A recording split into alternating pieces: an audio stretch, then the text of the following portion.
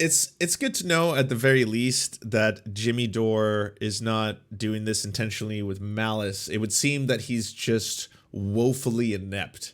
That's kind of the category we're sliding into here. Just woefully inept, and is just in a dangerous place to have such an enormous platform because he's not capable of doing cursory Google searches on the guests he brings on.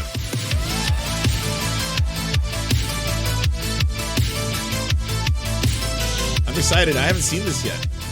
This is gonna be neat. By the way, here's the one and only time that you brought Tucker's odious views on Jimmy Dore. Okay, so to start with, I found out about this because someone tweeted me this clip. I haven't seen it, but apparently Jimmy slags on Amy Goodman. Now, huge fan of Amy Goodman, love Democracy Now! I'm not looking forward to seeing this, but let's rip that Band-Aid off. And then I want to watch the Sam Seder segment, which itself is going to be neat, because Sam Seder just tweeted out a leaked interview that Jimmy Dore has never revealed. But the other person who was being interviewed is now revealing it for the world to enjoy. So I find vile and objectionable, invited me on, and I appreciate the opportunity. And Tucker has views that I find vile, but he also has views that I agree with. He's very critical of he's become increasingly critical of U.S. wars abroad. Let me just stop. Can I, before you get to the, so people always say that about Tucker, how he has these vile opinions. And I'm like, is it worse than an evidence-free red baiting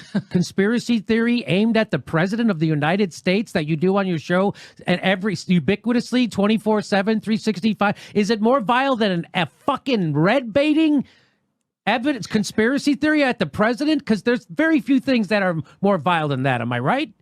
I think you can argue that Tucker, I don't follow Tucker's. Like me neither. I don't follow him either. All I know is that when he gets something right, somebody sends me the video, and I'm. Why does Jimmy always do this? Why is he always like I don't know about the thing I'm talking about right now. I've never actually read any of their literature. I've never actually watched anything they've said, but I'm going to talk about it. I'm going to criticize it right now. Like, why is Tucker Carlson doing a better job than Amy Goodman? Tucker. Ouch. I think had a line recently where he said that immigrants make America dirtier and poorer. So that to me is a vile statement. And if I think you're mixing up a Louis C.K. act. Okay. I don't remember that. What the fuck? What the fuck is wrong with you? What? Tucker Carlson is doing a better job than Amy Goodman? Are you fucking serious? And then downplaying the vile shit he says? Tucker Carlson is like the #1 show amongst white supremacists. We know that because white supremacists have said as much, including like the ex-head of the KKK, including Richard Spencer. They all love it. They all love that anti-immigration rhetoric. Oh, he doesn't like a few foreign wars. Wow, surprise, surprise. Henry Kissinger didn't enjoy a few foreign wars. He loved a couple of others, but of course you could find some that he would be like, yes, I'm not actually in favor of what's happening over here. Yeah, okay, fine, great. Doesn't change the fact that he's an inhuman monster. Like, that doesn't suddenly happen. Anyways, Sam Seder says, stay to the end of this video, the look on his face. Rob Weber. #1, Jimmy Dore interviewed me in 2016 but never aired. This time I went on to talk about my new film. Even after he berated me, I used kid gloves. 10 days of excuses from Jimmy Dore. Let's have that honest discussion about Tucker Carlson, Tim Cast, and Kyle Rittenhouse now. His latest movie is called 2020, The Dumpster Fire. It's Rod Weber. How representative do you think that guy that I interviewed is representative of the Boogaloos? If you look to, say, Unicorn Riots, leaked chat from Discords, you can hear them in their own voice, very many of them saying all kinds of racist things. So I have to say that there is some merit to what people are saying. I mean, first and foremost, I would even say you need to start talking more shit about Tucker Carlson and his rants about his white nationalism. You need to be talking shit about Tim Pool. Rod, don't do that. We're not talking about fucking Tucker Carlson. We're not talking about shit I should be doing. We're talking about this fucking guy and the Boogaloo Boys. I'm not talking. What the fuck are you doing? Oh, okay, well then. Can you talk about what we're talking about? I asked you about the Boogaloo Boys, and you start telling me what I should be doing with Tucker Carlson. All right, well then let's go directly to his Twitter threads. And all the stuff. What about all this stuff from Magnus talking about his support of Kyle Rittenhouse? Dude, I'm asking you about the Boogaloo Boys and what you know about them. He's giving you a specific example right now. Specific example. And that one was uncovered by Respectable Lawyer. When they were tweeting out about that, do you remember? Respectable Lawyer was like, this is the same guy. This is the shit he was saying about Kyle Rittenhouse. They consider him a hero. You know, the one that murdered those 2 people to protect property, to protect a gas station he didn't own. That guy. Okay, so And if what the ADL is saying is correct, is what the ADL saying, is that correct? what I know about this particular Boogaloo Boy Magnus Pan video. By the way, I categorically disagree with using the ADL's Boogaloo page as a defense of the Boogaloo Boys. They say in that page that they are a far right group. They don't say that they are necessarily all racists, that they are necessarily all white supremacists, because they're not. It's a large group and it's made up of a lot of different people. It's a lot of different factions. There's people in the organization who probably have some incredibly racist beliefs. There's people in the organization who do not have racist beliefs. They are unified by a couple things, though. They all believe in an upcoming civil war, or that there's an impending civil war, and the origins of that trace its way all the way back to the Turner Diaries, as well as really racist 4chan memes. So there's a lot to find wrong there. In his own words on Twitter, he's talking about his support of Kyle Rittenhouse, and it's a hill that he's willing to die on. When asked whether he's left or right, and whether BLM is more important than what happened with Rittenhouse, he says he'll die on that hill, the Rittenhouse hill, and he says, I choose both / shrug. I mean, there is some merit to what people are talking about. Okay, so that guy in particular, you're saying that guy in particular is a defender of Kyle Rittenhouse. Correct. Okay. All right. And so and Kyle Rittenhouse was the guy, was it Wisconsin? Yeah. The Kenosha, Was it Wisconsin. Wisconsin? Yeah, the Kenosha shooter. Yeah.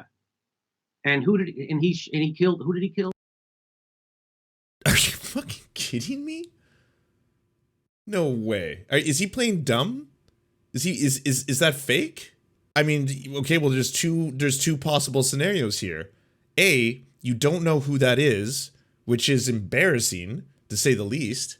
Or B, you know who that is and you're being disingenuous right now. Neither are good looks.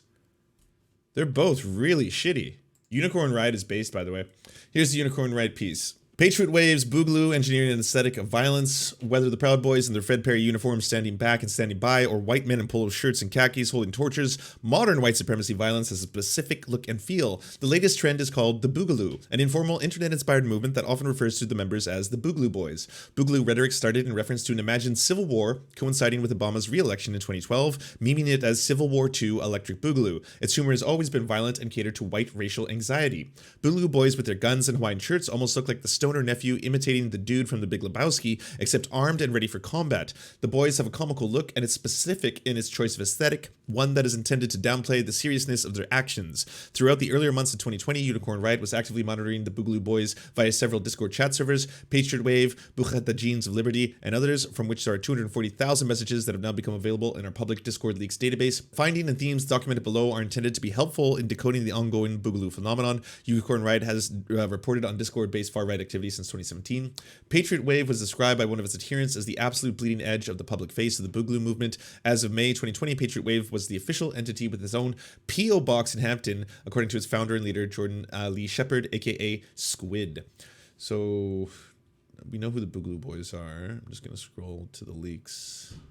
I probably can't play any of the leaks if it's just like, what is Patriot Wave? Tim Pool. It's complicated. A self-retro meme satirizing right-wing vlogger Tim Pool. You've traveled through another dimension, a dimension not only of sight and sound, but of paranoia and propaganda, bigotry and belligerence, a journey with strangers to fiction, things stranger than fiction. Next stop, exit 161, the Twilight Zone. A group of Nazi propagandists within the Boogaloo movement are going by the fashionable name Patriot Wave. At their helm, a U.S. Navy reservist, one Jordan Lee Shepard, alias Squid, the founder and owner of the brand. I didn't know he was a reservist. Let's talk about this, and someone is confused again. I don't like Nazis, commies, fascists, or any authoritarian bullshit. In between, it's un-American, that's some bullshit. And then tweeting up pictures, Polish fascists marching alongside Polish youth. Defend America, neo-Nazi group, rise above movement. Oh god, we're getting deep. We're in deep. Jordan Shepard, aka Squid, started a Facebook page for the Patriot Wave, his place to share War Wave memes, glitched out images showing things like U.S. soldiers deployed in the Middle East, historic paintings of the U.S. Revolutionary War, images invoking romanticized, seductive visualization of the excitement and adrenaline-soaked battlefield experience. Squid is an adherent of racist interpretations of the pagan religion Asatru, a subcultural adaptation of the subset of Norse Odinism. The Osatru variant is well known for supporting ethnic separation, has its roots in white supremacy. Squid was also involved in leading a small Asatru group called the Legacy of Terror, which calls itself a Germanic Norse heathen tribe charted in Hampton Roads. Episodes of the Legacy of the Terror podcast, recorded in 2018, which features Jordan Lee Shepard as a co-host, great, includes frequent far-right commentary. Shepard and his podcast co-host described their so-called SJWs out of their Asatru community. Squid also, like, is this real? Are these real things? Squid says they posted on the Discord that he hates progressive elements of the Asatru movement. Didn't know there was a progressive Asatru movement. I'm learning a lot right now. Squid likes to present himself as a constitutionalist or libertarian, but these misapplied labels mask a darker, violent animus. In a June 2019 message, he wrote that he believes a new United States could be formed under the Constitution, but only after the tyrants, criminals, and the morally depraved are cleaned up. He's a self-described fan of the Proud Boys, praised the American Identity Movement, a rebrand of the neo-Nazi movement Identity Europa. He's also shared a meme featuring the black sun. That's the modern-day swastika, because swastika will get you in trouble, but you use the black sun, you can still be like, wink, wink for the lulz, right? In an interview he gave on the podcast Deadbeat Radio, Jordan Squid has said he's the founder and creator of Patriot Wave, which claims to have started as a hobby, a War Wave page. The Boogs are bound by deep mimetic frame. We've known about that. 4chan's keyboard leads to the Boogaloo organizing. Online racist seeks law enforcement career and authority. One of the more active administrations of Patriot Wave's Discord chat and Facebook page keeps posting under these aliases, claimed to be working as a security guard to protect public schools in Long Island, and intervened with the Suffolk Sheriff's County Office once with the winning color guard team in New York State. He used racist lingo, such as, not going to say it out loud, and shared memes praising defunct apartheid regime of Rhodesia, now known as the African nation state of Zimbabwe, as an ethno-state. Oh. It's only a matter of time. Only a matter of time, you know. You browse through this section of the internet, you're gonna bump into some classics, you know. You're gonna find some old friends, you know. They're always just lurking around the corner. So if you say the word ethno-state out loud 3 times, he appears. I promise you. Yeah, ethno-state. I'm not gonna do it, but you know. Using racial slurs, calling black students monkeys in a Facebook post, racially insensitive jokes about black kids in elementary schools, racial slurs, more racial slurs. Dark also told Patriot Wave Group that he's pursuing a career in law enforcement, has already tried to get a job with the USC Custom Board. Neo-Nazis leveraging online organization space to trade bomb recipes. Well, that's good. Credible threats, binding aesthetics of violence. So basically, in the main, to summarize all this, in the main logs of the most prominent Boogaloo Boys discords, where I guess the worry about what they say out loud isn't as scary, it's just a full-on far-right racist movement with ties to neo-Nazis, with ties to, the Proud Boys, with ties to numerous organizations that you probably would consider to be frightening at the very least. Once Magnus' supports of Rittenhouse came up, Jimmy Dore asked, what do we do when a guy like that shows up? Don't put them on your show if you don't know what you're talking about. Yes! Thank you! Can more people say that? You cannot use this as an excuse. You can't be like, I don't know a lot about Tucker Carlson, but I'm going to talk about how Tucker Carlson is better than Amy Goodman, and also why I agree about some things about Tucker Carlson. And that's as far as I'm going to go. You don't bring on a Boogaloo Boy and then after the fact be like, well, I don't really know much about the organization. A couple of people have said that I platformed a fascist. They're way off base. He's into LGBTQ stuff. Did you not see the flag? It was the tread on me flag. So he's clearly, come on, you're wrong here. And then when you're told he was a defender of Kyle Rittenhouse, on top of that, he's like, who is that again? Kyle Rittenhouse support is problematic to a lot of lefties. It's like saying, oh, we're going to get together with Charles Manson. Oh, okay, but he wrote some Beach Boys songs, you know? Okay. That makes sense, Rod. That makes sense. Yeah. I would have a problem with that too. Yeah. Yeah, that's a big problem, right? Yeah, for sure. Okay. So then what do we do? What do we do when a guy like that shows up with someone from Antifa and Black Lives Matter and claims all the things he claims? What do we do? What did you do?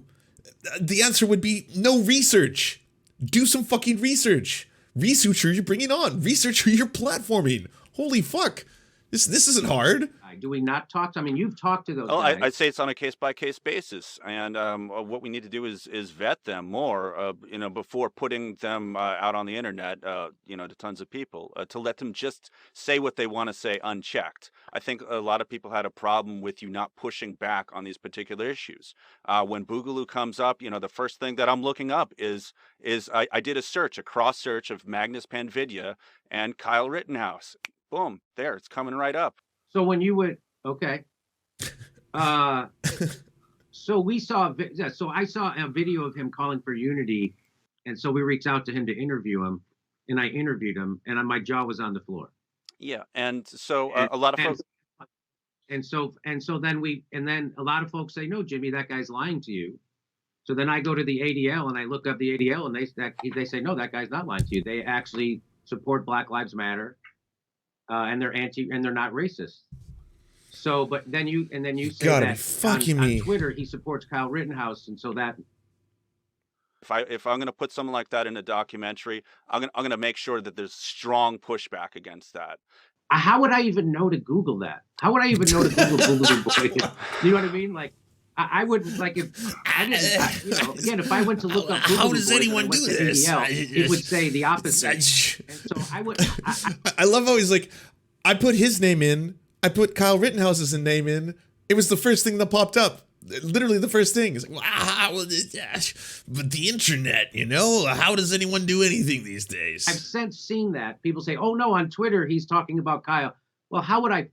I'd say follow Daryl Lamont Jenkins, follow Annie Fash Gordon. Did you see the amount of dirt that Matt Binder found on this whole thing after the fact?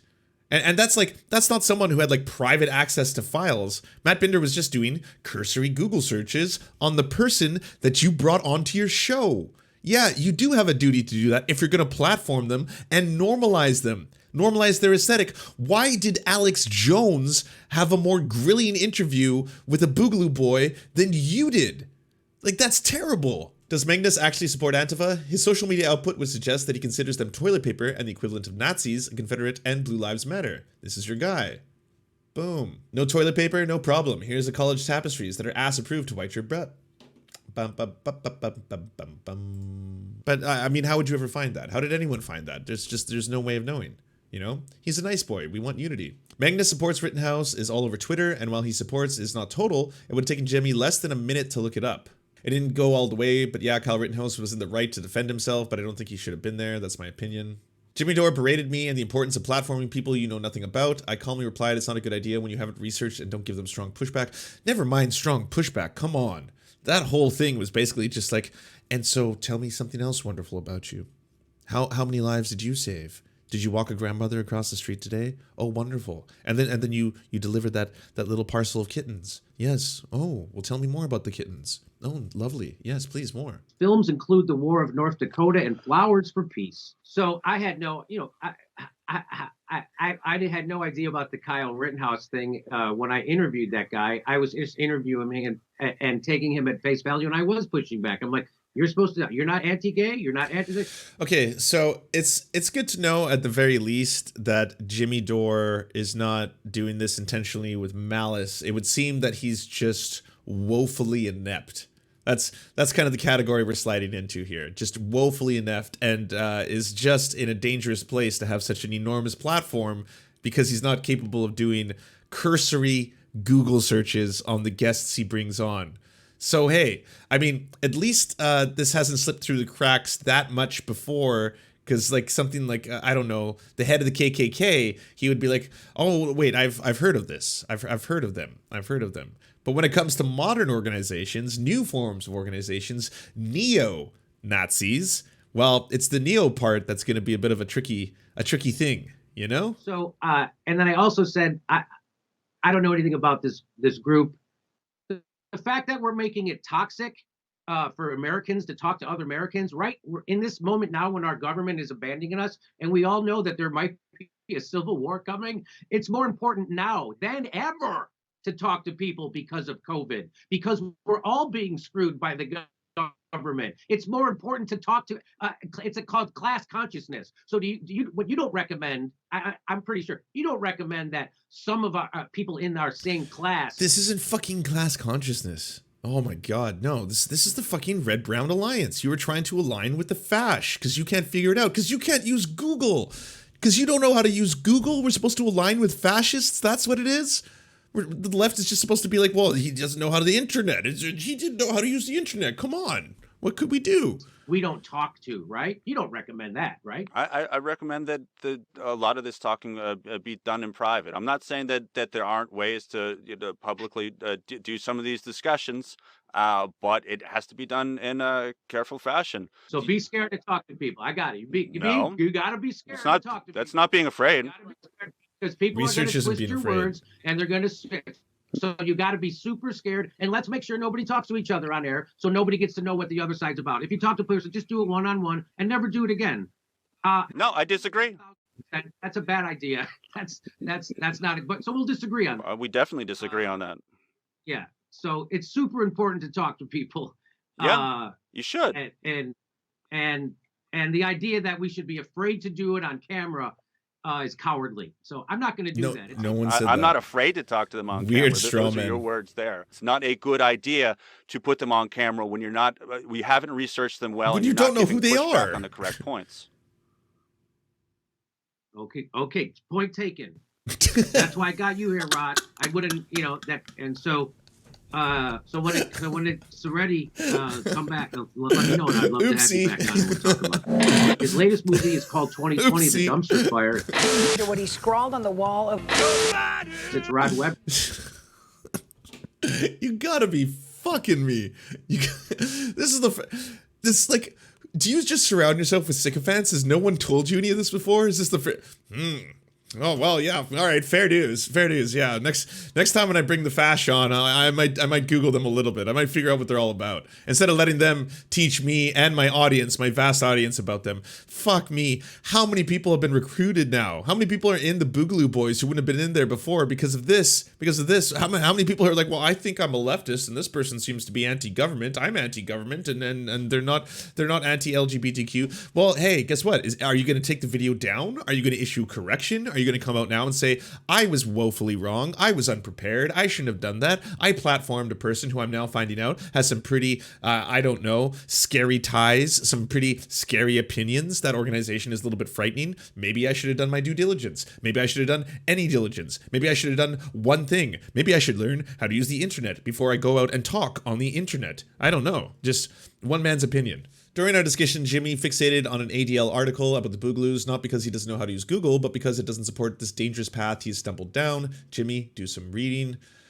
Jimmy's been on Tucker's show, I don't even know, but there's only one honest discussion between Tucker and Jimmy when it supports their narrative, but I get it, Jimmy, you lose access, right? In this one, we see Steph and Jimmy setting up. Unfortunately, I'm still setting my camera up software. That junk is on the screen. But you can see in these opening moments, he doesn't know what the ADL is, despite the fact that the entire argument hinges on this ADL quote. Are you fucking kidding me? Jimmy will walk across. He usually speaks to the camera straight here. Interviewed a guy, and the corporate left comes at me. Exactly the way they come after Glenn Greenwald, Matt Taibbi, Chris Hedges, anybody who's doing good work. I'm sorry. I know you all think that I'm being too nice. I think that if you think Jimmy Dore is COINTELPRO, if you think Jimmy Dore is doing this as some part of 5D chess Machiavellian schemes, I think you've been duped. The man is just a clown. The man is just a clown with an enormous platform. That's what they'll do. True. So if your film is good, you will be smeared. The CIA have my six. I got them all coming at me. They're fucking editing my Wikipedia page. They're writing hit pieces at Newsweek and CNN. Sorry, Mr. Dore. There you go. Steph You does, might have to come down just a little bit, Jimmy. Steph does lint control as well. Yes, she does. So everybody knows I did He a said interview MI6, yeah. with a self-described libertarian Boogaloo boy, and I was unbelievably surprised at the stuff he was saying. Like, for instance, here it is. Okay. Well, I was told that. Matter of fact, I'm not the most straight man myself, so.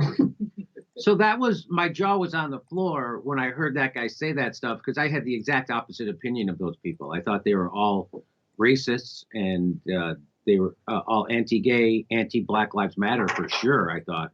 But turns out he was saying the opposite. And I was called a white supremacist for just interviewing that guy. I was boosting him just because I interviewed him, because that's what corporate Democrats like to do. Yeah, of course. And I went to the ADL, right? The fuck does ADL American what does it stand American Defense League? I don't know. Let me look. for? Anti-Discrimination League. That's what that is, right? I'm trying to find it. Anti-Defamation League. Yeah, that's it. Got it. Anti-defamation. Got it. Okay. Third time's the So charm. make It's all the good. It's all necessary good. edits so I don't Just look the like basis idiot for that all I your am. evidence Thank and you. defense in this. But don't worry. So this is from the ADL, the Anti-Defamation League. And what is the Anti-Defamation League? It's the leading anti-hate organization founded in 1913 in response. So there you go. So it's the leading anti-hate organization. Oh, nice of you to have learned and that on the this spot. is what, from Cool. their literature, this is what they say about the Boogaloo Boys. Wow. No wonder. Even Wikipedia's shitty page would have told Jimmy that the Boog are out there doing murders and conspiring to kidnap people, so there's that. The time Kyle Rittenhouse beat up a girl caught on video. Yeah, this, by the way, is absolutely horrible. He was a horrible person before that happened. Jimmy Dore responded to this thread with what people are calling the whole interview. Get real, people. Of course there's more. Compare and contrast the clip to what he did post. Mm-hmm. Yep. Fuck Nazis. Fuck Nazis all day, all night. Fuck those fucking Nazis. Fuck Nazis. I will always fight Nazis. I had one more question for you. God damn it. What was it? Let me think. Give me a minute. We're not live, so it's okay if I fucking do this. Fair enough.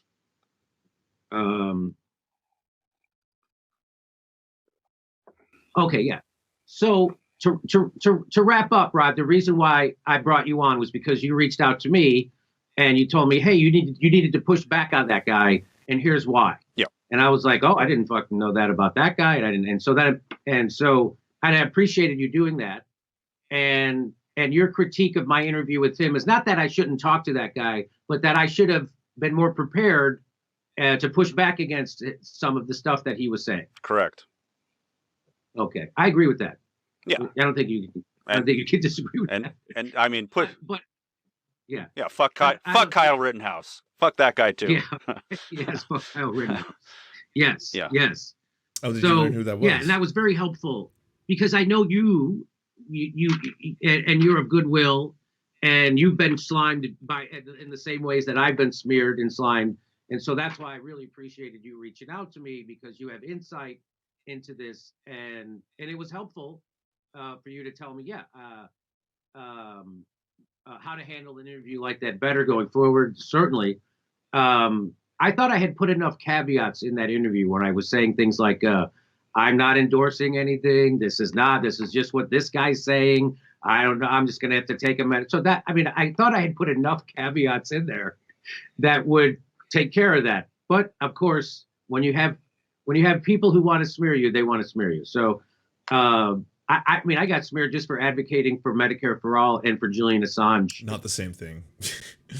And it's got to be the corporate Democrats. It's not me, not my inability to do cursory Google searches on these people, or to do any research, or even to learn about the things that I'm talking about, or the people I'm bringing on. No, it's the corporate Democrats. That's what it is. The corporate Democrats are trying to take me down once again.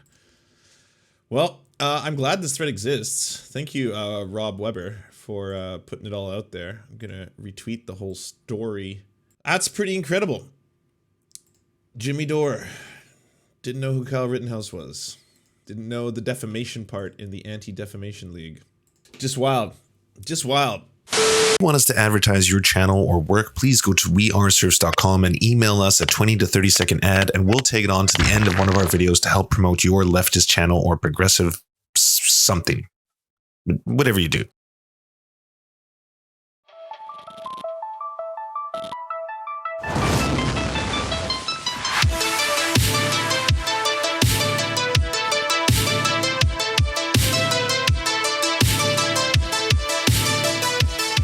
To our gods, I'm Raph, Xander Corvus, and Schlatsky.